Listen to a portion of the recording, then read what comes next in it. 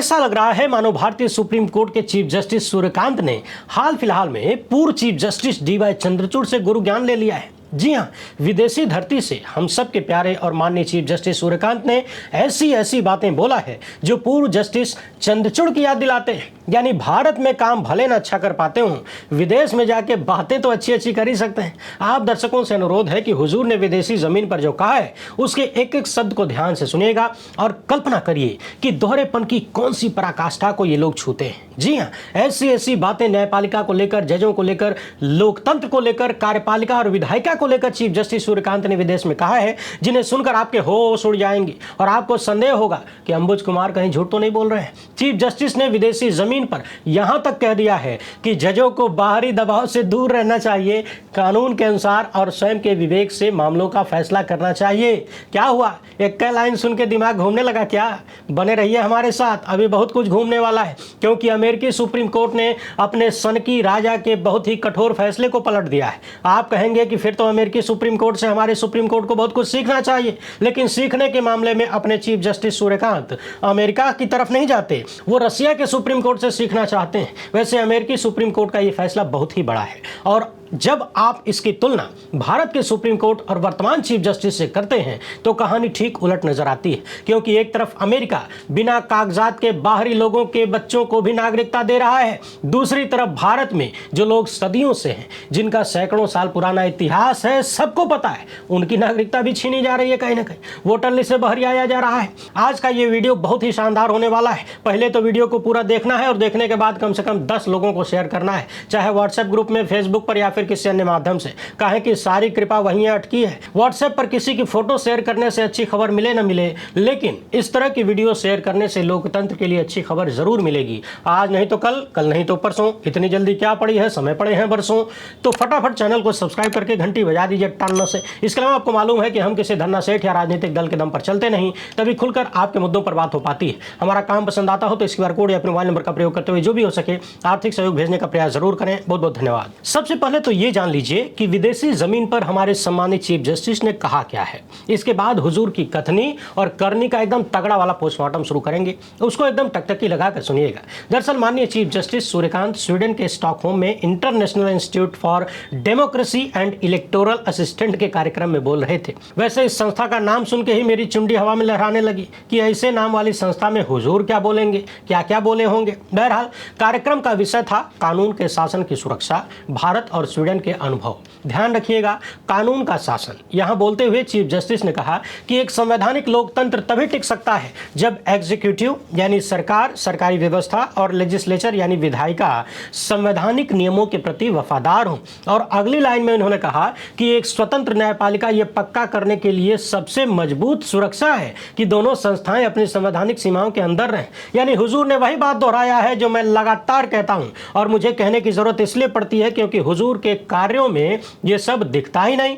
Chief justice ने कहा कि एक स्वस्थ लोकतंत्र, संवैधानिक लोकतंत्र के टिके रहने के लिए जरूरी है कि कार्यपालिका और विधायिका संविधान के प्रति वफादार रहें, संवैधानिक नियमों के प्रति वफादार रहें, और ये दोनों वफादार रहें। यानी इन्हें वफादार रखने की जिम्मेदारी स्वतंत्र न्यायपालिका की है। यानी कार्यपालिका और विधायिका के भीतर कुछ गड़बड़ी है तो उसको ठीक करने, उस पर निगरानी रखने, उसको टाइट करने वाला पेचकस स्वतंत्र न्यायपालिका के पास है। हमारे सम्मानित चीफ जस्टिस ने विदेश में कहा कि अदालतें संवैधानिक व्यवस्था में सिर्फ दर्शक नहीं हो सकती, उन्हें संवैधानिक सर्वोच्चता के सतर्क रखवाले के रूप में काम करना चाहिए। यानी अदालतें मूक दर्शक नहीं हो सकती कि जो हो रहा है होने दो, हम तो खाली देखते रहेंगे टुकुर टुकुर।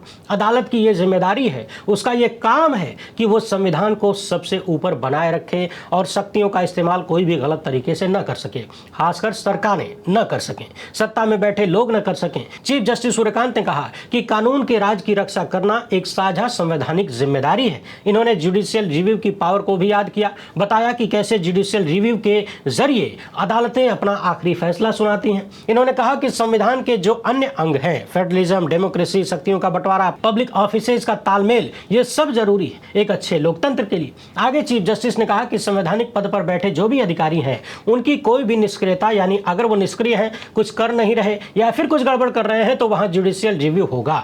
इन्होंने कहा कि भारतीय संवैधानिक न्यायालयों ने पिछले कुछ सालों में पब्लिक पावर पर लगाम लगाने, न्याय तक पहुंच बढ़ाने और कानून का राज बनाए रखने का सिद्धांत बनाया है, खासकर संवैधानिक संकट और बहुत ज्यादा इंसानी तकलीफ के टाइम पर। जुडिशियल रिव्यू की पावर के बारे में इन्होंने कहा कि ये कोई जुडिशरी को मिली हुई शक्ति नहीं है, बल्कि संविधान द्वारा हमें सौंपी गई एक ड्यूटी और जिम्मेदारी है। यानी जुडिशियल रिव्यू की जो पावर है वो ऐसी नहीं है जिससे दूसरों को कंट्रोल करना है, बल्कि ये एक जिम्मेदारी है कि लोकतंत्र बना रहे, बचा रहे। आगे हुजूर ने महाभारत से उदाहरण उठा लिया और कहने लगे कि राजा प्रहलाद ने एक झगड़े में अपने ही बेटे के खिलाफ फैसला सुनाया था। उन्होंने ये माना था कि जज की सबसे बड़ी वफादारी सच्चाई और कानून के प्रति होती है। सोचिए कितना बड़ा उदाहरण हुजूर ने दिया है। आगे कहते हैं कि एक पिता द्वारा अपने ही बेटे के खिलाफ फैसला सुनाना यह दिखाता है कि जजों को बाहरी दबाव से दूर रहना चाहिए और कानून तथा विवेक के अनुसार फैसला करना चाहिए। क्या हुआ? अरे आप दर्शक से ही पूछ रहा हूं, मुस्कुरा काहे रहे हैं? अभी तो सुनते जाइए। संवैधानिक न्यायशास्त्र पर बात करते हुए चीफ जस्टिस ने कहा कि केशवानंद भारती केस में बनाया गया बेसिक स्ट्रक्चर सिद्धांत भारतीय न्यायपालिका का सबसे महत्वपूर्ण कॉन्स्टिट्यूशनल इनोवेशन में से एक है। यह सिद्धांत लेजिस्लेटिव मेजोरिटी से होने वाले बदलाव से बचाता है। इसके अलावा चीफ जस्टिस ने पब्लिक इंटरेस्ट लिटिगेशन यानी PIL, environment protection, election reform और जेंडर जस्टिस जैसे एरिया में संवैधानिक सिद्धांतों के विकास पर भी प्रकाश डाला। हुजूर ने कहा कि सुप्रीम कोर्ट ने हमेशा माना है कि रूल ऑफ लॉ तभी बना रहता है जब जुडिशरी अपनी इंस्टीट्यूशनल बाउंड्रीज का सम्मान करे और दूसरी ब्रांच को उसकी बाउंड्रीज में रखे। यानी न्यायपालिका एक तो अपनी जिम्मेदारी निभाती रहे और दूसरों को उनके अधिकार क्षेत्र से अलग कुछ गलत करने न दे। आगे हुजूर ने कहा कि जुडिशरी की ताकत न सिर्फ कॉन्स्टिट्यूशनल वैल्यूज के खतरे में होने पर हिम्मत से बोलने में है, बल्कि ये मानने में भी है कि जुडिशियल सम्मान और संयम खुद संवैधानिक फेडेबिलिटी के सबसे ऊंचे एक्सप्रेशन है। अब इतनी सारी बातें सुनकर आप लोग बताइए, आपको यकीन हुआ है कि ये सब हुजूर ने बोला है, जो कि भारत के वर्तमान चीफ जस्टिस हैं, और उनके चीफ जस्टिस रहते हुए देश में क्या क्या हो रहा है, संवैधानिक न्यायालयों से क्या क्या निकल रहा है। हुजूर कह रहे हैं कि संवैधानिक लोकतंत्र तभी टिक सकता है जब कार्यपालिका और विधायिका संविधान और संवैधानिक नियमों के प्रति वफादार हो, और इन्होंने वफादार बनाने की जिम्मेदारी न्यायपालिका की बताया है। अब मैं सीधा अपने सम्मानित चीफ जस्टिस से पूछना चाहता हूँ कि हुजूर, आप जब से सुप्रीम कोर्ट में आए हैं और खासकर जब से चीफ जस्टिस बने, जरा बताइए कि आपने कितनी बार कार्यपालिका और विधायिका को संविधान के प्रति वफादार बने रहने के लिए मजबूर किया है, यानी उन्हें ठीक से काम करने के लिए कहा। जनता के हित में कितने फैसले आपने दिए। सुओ मोटो लेना यानी स्वतः संज्ञान लेना तो छोड़ दीजिए। आपके यहां जब जनता के मुद्दे जाते हैं तो फिर या तो आप उन मुद्दों को सत्ता के पक्ष में फैसले के रूप में बदल देते हैं, या फिर उस पर फैसला ही नहीं करते, लटका के रखते हैं और सत्ता को लाभ मिलता है, या फिर याचिकाकर्ताओं को ही निशाने पर लेने लगते हैं, उन्हें हड़काने लगते हैं, बदनाम करने की कथित कोशिश करने लगते हैं। और ऐसा एक बार नहीं हुजूर, आपने कई बार किया है। आप आए दिन इधर उधर कार्यक्रमों में व्यस्त रहते हैं, हो सकता है भूल गए हों, मोटा मोटी याद दिला देता हूं। पिछले कुछ ही समय में चुनाव में गड़बड़ी संबंधित कितने सारे मामले आपकी अदालत में गए।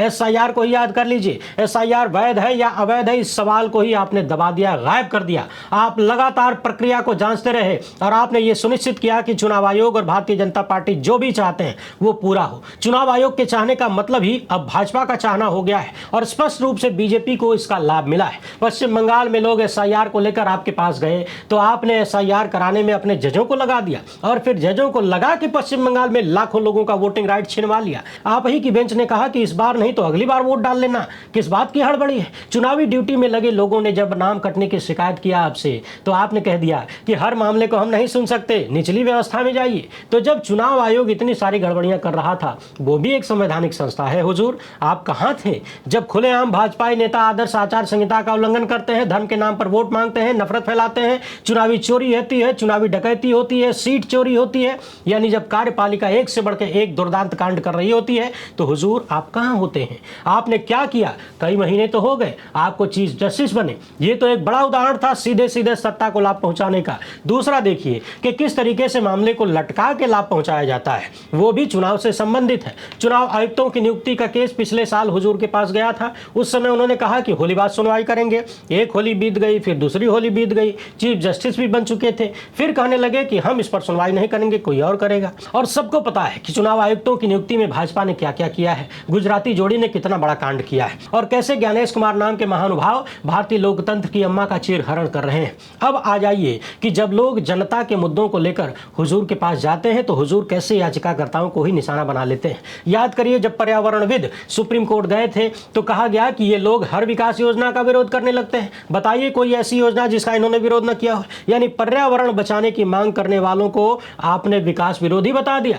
आरटीआई कार्यकर्ताओं को आपकी अदालतें कहती हैं कि एक नया धंधा बना लिया है। और तो और देश के बेरोजगार सोशल मीडिया और मीडिया में काम करने वाले लोगों को कथित रूप से आपने ही कॉकरोच और पैरासाइट बुलाया।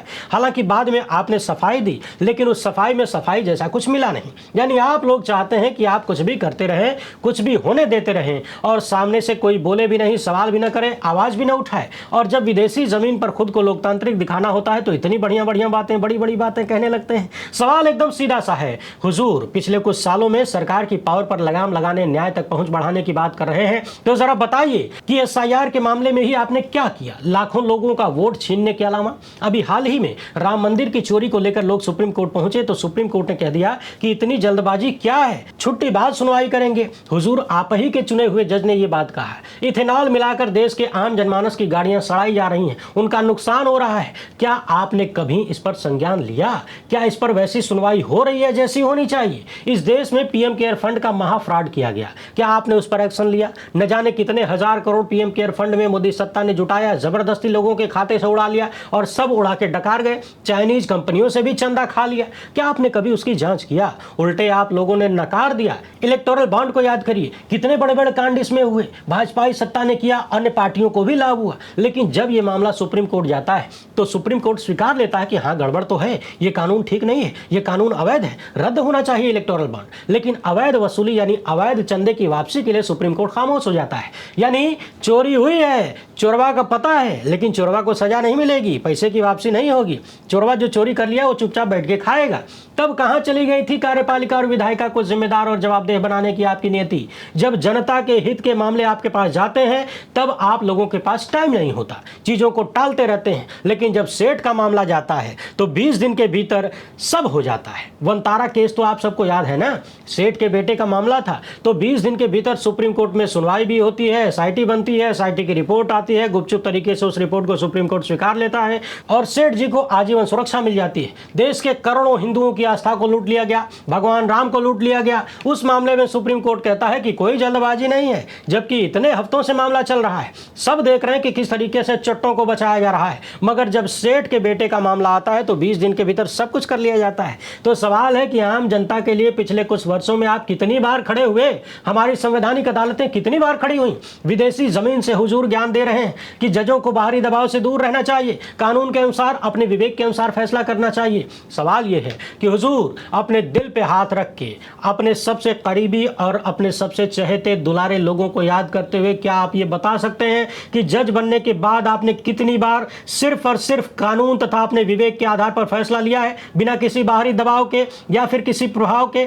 आप रूल ऑफ लॉ की बात करते हैं, लेकिन इसी देश में एक राज्य है मणिपुर, पिछले 3 साल से जल रहा है। क्या आप दुनिया को बताएंगे कि मणिपुर को शांत करने के लिए, वहां के लोगों के जीवन की सुरक्षा के लिए, मानवाधिकारों के लिए आपने क्या किया? सरकार और सिस्टम को कितना टाइट किया सुधार के लिए? और मणिपुर को भूल भी जाएं तो वर्तमान पश्चिम बंगाल में जो चल रहा है क्या वो भी आपको मालूम नहीं है? चुन चुन के टीएमसी के कार्यकर्ताओं को, नेताओं को, यहां तक कि तृणमूल कांग्रेस के सबसे बड़े नेताओं पर भी हमले हो रहे हैं। अभिषेक बनर्जी पर जानलेवा हमला हुआ, काउंटिंग के दौरान कथित रूप से ममता बनर्जी को लात मारी गई। अभी कल ही वीडियो सामने आई कि एक नकाबपोश अभिषेक बनर्जी के दरवाजे के सामने जाकर पत्थर मार रहा है। हमारी अदालतों से राम रहीम जैसे कथित हत्यारे और बलात्कारी को तुरंत राहत मिल जाती है। उसका जेल में रहना और बाहर रहना सब बराबर होता है, बल्कि लोग तो कहते हैं कि जेलवा में ज्यादा सुरक्षित है। एक के बाद एक राम रहीम को गंभीर मामलों में बरी किया जा रहा है और बरी करने वाले जजों को प्रमोशन मिलता है, इनाम मिलता है। क्या आम जनता को भी उसी तरह से न्याय तक पहुंच सुनिश्चित हो पाया है जैसे राम रहीम जैसों को हुआ है? अब आ जाइए जरा अमेरिकी सुप्रीम कोर्ट का बड़ा फैसला सुन लीजिए, इसके बाद एक बार फिर से अपने सम्मानित चीफ जस्टिस को सम्मान के साथ याद करेंगे। दरअसल अमेरिका समेत दुनिया के 30 देशों में एक व्यवस्था है कि वहां पर जो भी बच्चा जन्म लेगा वो स्वतः उस देश की नागरिकता पालेगा। इसे बर्थ राइट सिटीजनशिप कहा जाता है, यानी बच्चा जिस देश में जन्मा वही देश उसे नागरिक मान लेता है। लेकिन माय फ्रेंड डोनाल्ड के मन में एक दिन अचानक आया कि चलो आज कुछ तूफानी करते हैं, तो ट्रंप ने आदेश दिया कि अमेरिका में जन्मे हर बच्चे को अपने आप नागरिकता न मिले। ट्रंप का आदेश उन बच्चों पर था जिनके माता पिता अनडॉक्यूमेंटेड इमिग्रेंट्स हैं या टेम्पररी वीजा पर अमेरिका में रह रहे हैं। ट्रंप ने कह दिया कि ऐसे बच्चे अपने आप नागरिकता पाने के हकदार नहीं है। इसके बाद अमेरिका के कई राज्यों ने और इमिग्रेंट राइट्स ग्रुप तथा प्रभावित परिवारों ने कोर्ट में इस आदेश को चुनौती दिया। समझने वाली बात यह है कि अमेरिका की निचली अदालतों ने पहले ही ट्रंप के इस आदेश को रोक दिया था और इसके बाद अब सुप्रीम कोर्ट ने भी ट्रंप के आदेश को रोका है तथा वहां की पुरानी बर्थराइट सिटीजनशिप से व्यवस्था को कायम रखा है। सोचिए कि अमेरिका की न्यायपालिका कितनी मजबूत है, वहां के जज कितने रीढ़ वाले हैं। हालांकि ऐसा नहीं है कि भारत में मजबूत रीढ़ और ईमानदार जजों की कमी है। हमारे यहाँ भी बहुत सारे ईमानदार, तटस्थ और दृढ़ संकल्प वाले जज हैं जो बिकते नहीं है, झुकते नहीं है, किसी के सामने लौटते नहीं है। लेकिन जरा कल्पना करिए कि अमेरिका में एक निचली अदालत ट्रंप जैसे सनकी नेता के आदेश को रद्द कर देती है, जो ट्रंप ईरान के सर्वोच्च नेता की हत्या करवा देते हैं, जो ट्रंप वेनेजुएला के राष्ट्रपति को किडनैप करवा लेते हैं। उस ट्रंप के आदेश को अमेरिका की निचली अदालतें पलट देती हैं और फिर सुप्रीम कोर्ट भी उनके साथ खड़ा होता है, निचली अदालतों के फैसलों को सही ठहराता है,